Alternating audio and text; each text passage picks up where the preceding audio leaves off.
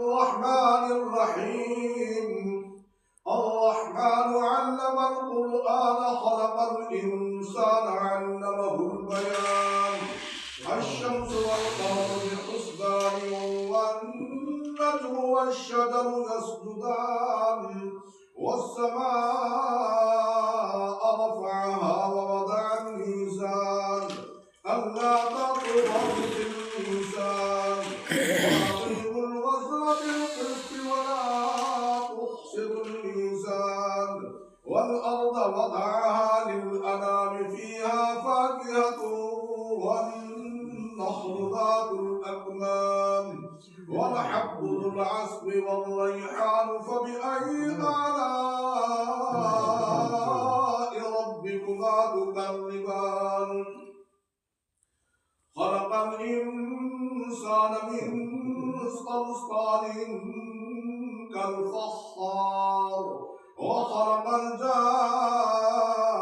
الجان من مارج من نار فبأي آلاء ربكما تكذبان رب المشرقين ورب المغربين فبأي آلاء ربكما تكذبان مرج البحرين يلتقيان بينهما برزخ لا يبغيان فبأي آلاء ربكما تكذبان يخرج منهما اللؤلؤ والمرجان فبأي آلاء ربكما تكذبان وله الجوار المنشآت في البحر كالأعلام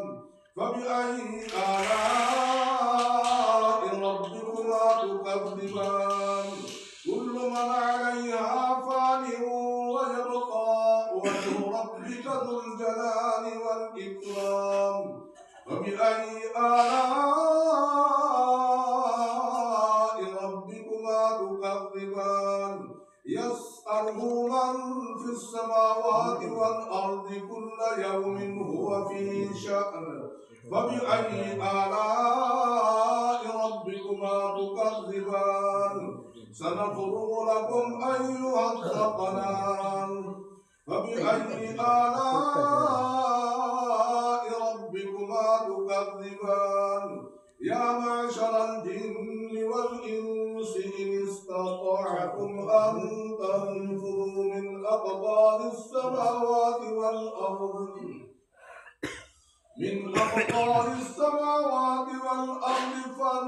فانفذوا لا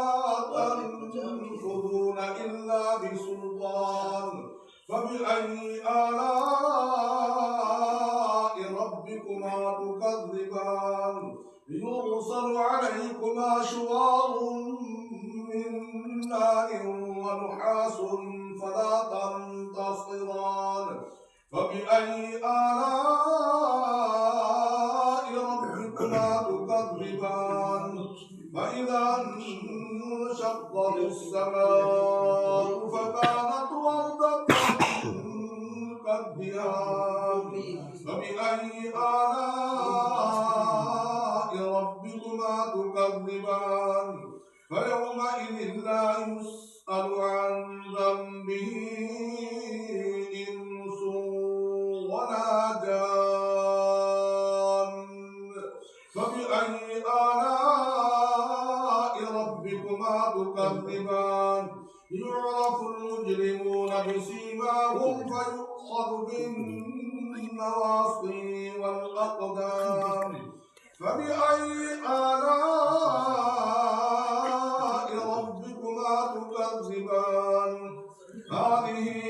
جهنم التي يكذب بها المجرمون يطوفون بينها وبين حميم آن فبأي آلاء ربكما تكذبان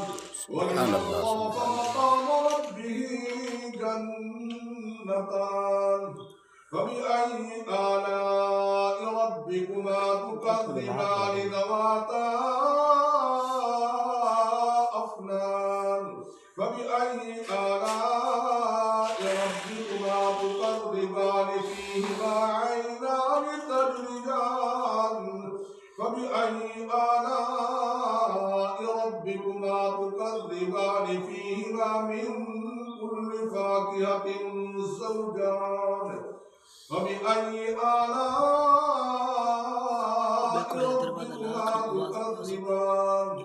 متكئين على فرش بطائنها من استبرق وجنى الجنتين دان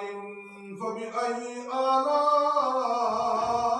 ربكما تكذبان فيهن قاصرات الطرف لم يطمثهن إنس قبلهم ولا جان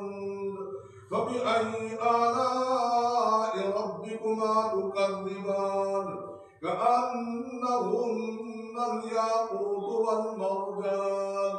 فبأي آلاء ربكما تكذبان كأنهن الياقوت والمرجان فبأي آلاء ربكما تكذبان هل جزاء الإحسان إلا الإحسان فبأي آلاء ربكما تكذبان ومن دونهما جنتان فبأي آلاء ربكما تكذبان مدهامتان فبأي آلاء ربكما تكذبان فيهما عينان نضاختان